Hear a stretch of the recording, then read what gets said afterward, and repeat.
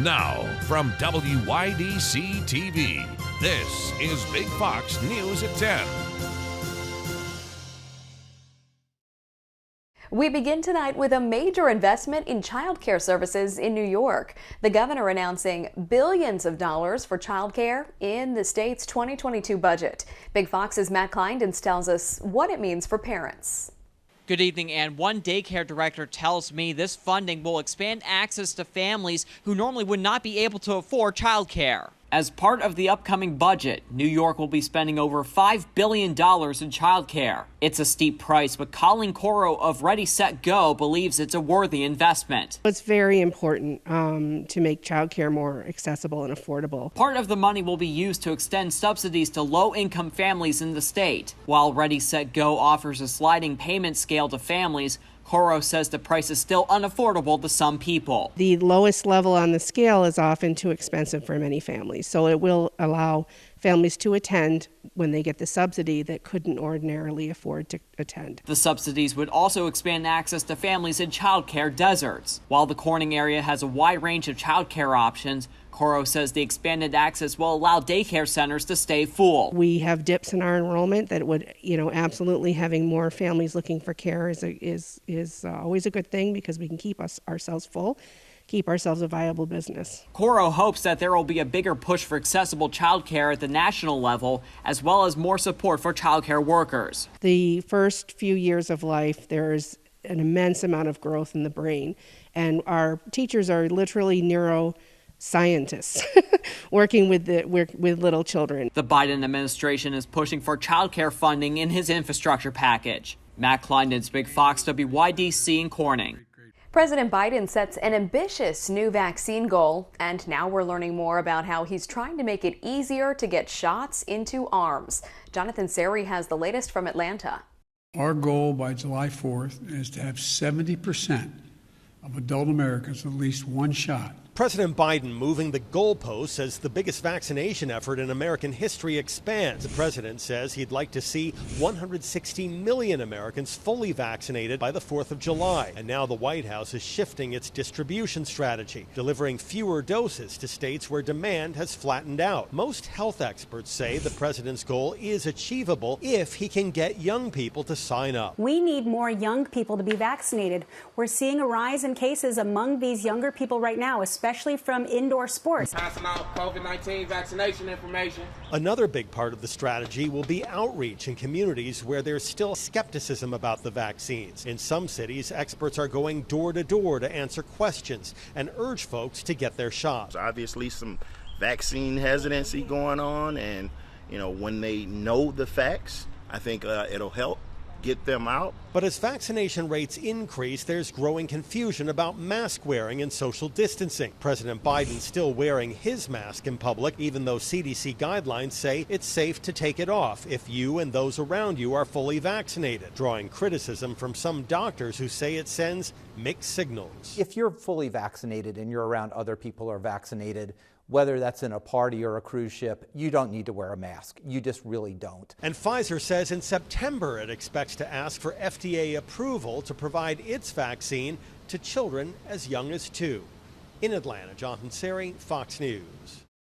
The Corning Incorporated Foundation is making a generous donation to the Red Cross of Western New York. The foundation is donating $25,000 as part of the Red Cross's Sound the Alarm, Home Made Safer campaign. The Red Cross says the donation will help the organization educate residents throughout the region about fire safety. To receive a gift like this from the Corning Foundation is really going to help us to fulfill that mission and help us to continue to provide help and hope to the communities that we're proud to serve, particularly in this fire safety campaign. The Red Cross aims to educate more than 100,000 people through its campaign. A federal judge says the CDC overstepped when the agency imposed a nationwide eviction ban. It was put in place to help cash-strapped renters in their homes during the pandemic. The judge vacated the freeze. The ruling was a win for property owners, landlords, and realtors. The moratorium was first enacted under former President Trump and later extended through June. It is unclear what will happen now. U.S. District Court Judge Dabney Frederick, who was appointed by Trump, ruled that the Centers for Disease Control and Prevention exceeded its authority. The Small Business Administration says the Paycheck Protection Program is out of cash.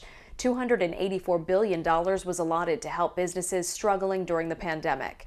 The SBA says the money has been exhausted almost a month before the program was scheduled to close on May 31st. Venues and restaurants still have access to 2 grants controlled by the federal agency. The Shuttered Venue Operations Grant opened last month, and the Restaurant Revitalization Fund opened on Monday. The father of a missing college student in New York is asking businesses to help him find his daughter. Calvin Bird wants businesses in Niagara Falls to submit any surveillance footage they may have of Sanaya Dennis. Dennis has been missing since April 24th. Police believe she took the bus from Buffalo to Niagara Falls. Bird says he has seen surveillance video that police believe is his daughter walking in Niagara Falls, but the cameras are located far away. She never gave me or her moms an indication that she had boy trouble, that she wanted to run away, that she had mental something wrong. None of those indications. If it was, we would be more mindful that these things happen. We're more baffled that how did you disappear? Sanaya Dennis is a student at Buffalo State College, where she was last seen leaving her residence hall. Her family is offering a $10,000 reward if someone can bring her home. Less than a month after he was convicted for both murder and manslaughter in the death of George Floyd, former Minneapolis police officer Derek Chauvin is seeking a new trial. Courtney Godfrey tells us more. 2 weeks after former Minneapolis police officer Derek Chauvin was taken out of the courtroom in handcuffs, his legal team is trying to have the guilty verdicts thrown out. In court documents filed today, Chauvin's attorney goes through a laundry list of reasons why his client never had a chance at a fair trial, saying that the publicity around the case tainted the jury, that they should have been sequestered, and that the trial should have been moved outside of Hennepin County. It's going to be tough. Courts are very hesitant to overrule jury verdicts or to make new trials. Local defense attorney Ryan Pasiga says while he thinks it's unlikely the case is thrown out, the unique nature of it all warrants a second look. This is all new here, and the way it all came together, it is sort of the perfect storm. And for those reasons, I think the courts have a duty to at least take a close look at these things. The state responding to the appeal today, saying the court has already rejected many of these arguments and the state will vigorously oppose them. Police in New York are investigating an attack with a hammer on 2 Asian women as a possible hate crime. The NYPD Hate Crime Task Force is heading up the investigation. One of the women is now talking about the harrowing incident. And we do need to warn you, some viewers could find video in this report disturbing. Lucy Yang reports. I just touched my head. I felt like, oh, there's a lot of blood in my head. That's because Teresa was smashed on the head with a hammer. The 31-year-old victim tells me she was walking a friend to the subway station on 42nd Street Monday night. They thought it would be safer going together, except as they neared 9th Avenue, you can see a woman suddenly assault Teresa and her friend. The frightened victims managed to disarm the attacker and get help. She just said a lot of bad words and she just ran away. Teresa says the woman was talking to herself and the wall, then cursed at the victims to take off their masks before striking them. The unprovoked assault has left Teresa with 7 stitches, a heart full of fear, and the Hate Crimes Task Force with yet another attack on an unsuspecting Asian. I just wish everyone can just stop this violence. Police report a 400% increase in hate crimes against Asians compared to this time last year. Workers from a nearby restaurant did offer some comfort before the ambulance arrived. We do take some napkin and a bottle of water, give it a wash out in the face. I feel like black out for a second. During the pandemic, Teresa stayed in Taiwan with her parents. She came back to New York City just last month to look for a job in exhibition design, despite her mother's warning about all the anti-Asian violence. My mom actually told me, please be careful, there's a lot of Asian crime. Facebook has decided whether to allow the former commander-in-chief back into his accounts. He's been banned since early January and will continue to be banned. But for how long? Lauren Blanchard explains from Washington. Facebook's oversight board deciding to uphold the ban on former President Trump from Facebook and Instagram. But there's a catch. The board says Facebook did not follow its own policies. Quote, "It is not permissible for Facebook to keep a user off the platform for an undefined period with no criteria for when or whether the account will be restored." Essentially, the board kicked the issue back and said the company has 6 months to figure out a clear policy. It must either restore Mr. Trump's account, finding that the period of suspension has met its purpose, make the suspension permanent, or suspend the account for a determinate period of time. The accounts have been frozen since the day after the January 6th attack on the Capitol. The board found, quote, "In maintaining an unfounded narrative of electoral fraud and persistent calls to action, Mr. Trump created an environment where a serious risk of violence was possible." The currently 20-member board chosen by Facebook is meant to rule independently. Following the decision, Facebook responded, quote, "While these recommendations are not binding, we actively sought the board's views on our policies around political figures and will carefully review its recommendations." It's a sad day for America. It's a sad day for Facebook. Republicans and Democrats say the social media giant needs outside regulation. They've gotten too big. It's time that they be broken up. They have had a business model that is a business model built on making money on misrepresentations. While former President Trump remains banned from Facebook for now, he continues to be permanently banned from Twitter. In Washington, Lauren Blanchard, Fox News. Still ahead tonight, a video showing a Florida principal paddling a 6-year-old girl takes center stage at a school board meeting. She is a leader, a friend, a community member, and one hell of a principal. Hear why teachers and students are supporting the principal and what the child's mother is saying now about the incident. Here's your local stock market update from Big Fox.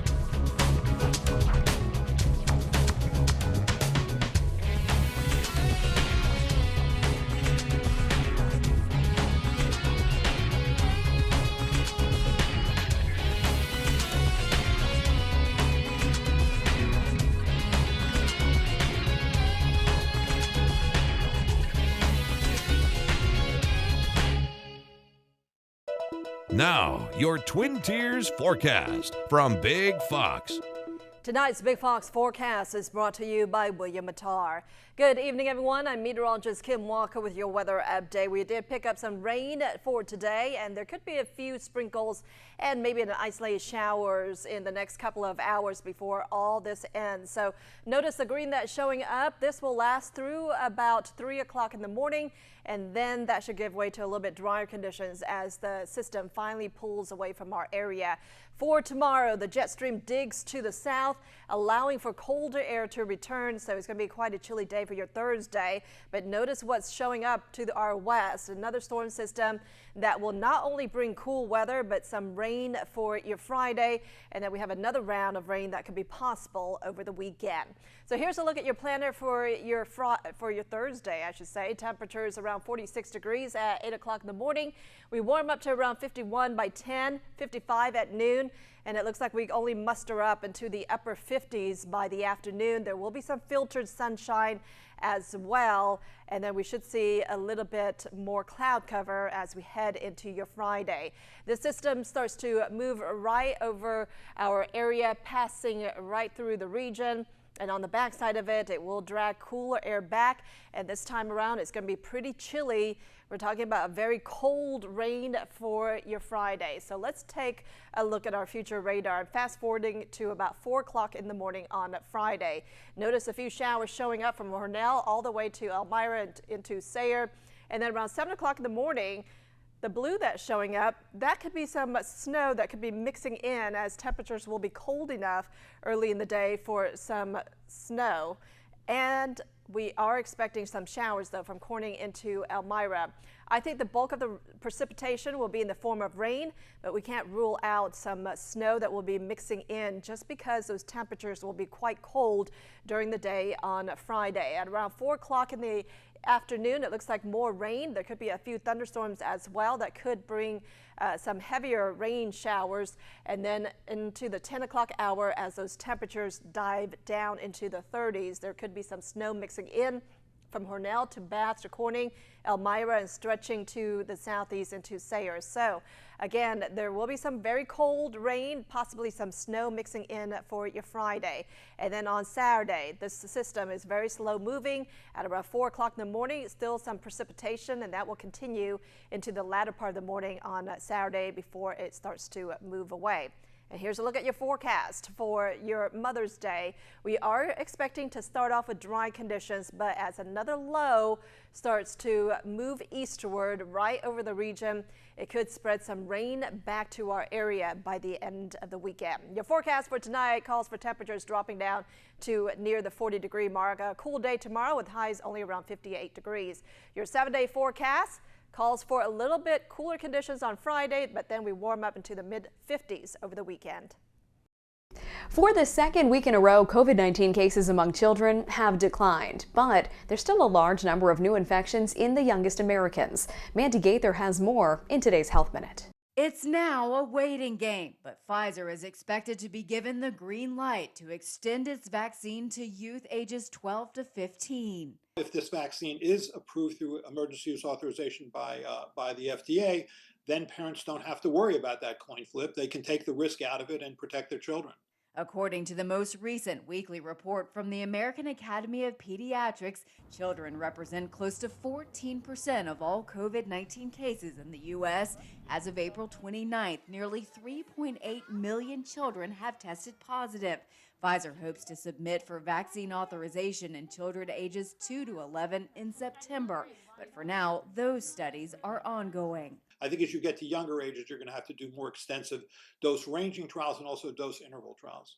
Children are still considered less likely than adults to develop severe symptoms of COVID-19 or die from the disease, but health experts say it's critical younger Americans get vaccinated too for their own protection and to help the country reach herd immunity. If you can safely prevent this disease in children, then we should prevent it. For Health Minute, I'm Mandy Gaither. A group of Florida parents and students are showing their support for a principal who was caught on camera paddling a 6-year-old student. Those supporters voicing their opinions at a school board meeting. Taylor Petrus reports. A room full of red Central Strong shirts took over the Hendrick County School Board meeting Tuesday, showing their support for Central Elementary School principal Melissa Carter. I personally babysit for the Carter family. They have 2 amazing boys, and they are amazing due to the morals and values she has instilled in them. A police report says she was one of the 2 women in this video paddling a 6-year-old student. 2, 3, 4, 55. Fellow teachers, former students, and friends say the video doesn't show the woman they know. Ms. Carter not only has shown me, sorry, how to succeed in school, but as a professional woman in life. She is a leader, a friend, a community member, and one hell of a principal. We talked to the mother who recorded the video recently. She sees it differently. Con el odio que le dio a mi hija, o sea, fue un odio que realmente yo nunca le había dado a mi hija como ella le dio, nunca lo había dado. I asked the superintendent about the principal's status with the district, but the board's lawyer said they weren't commenting on anything regarding the investigation. Reinstate Melissa Carter. If Melissa's out, I'm out.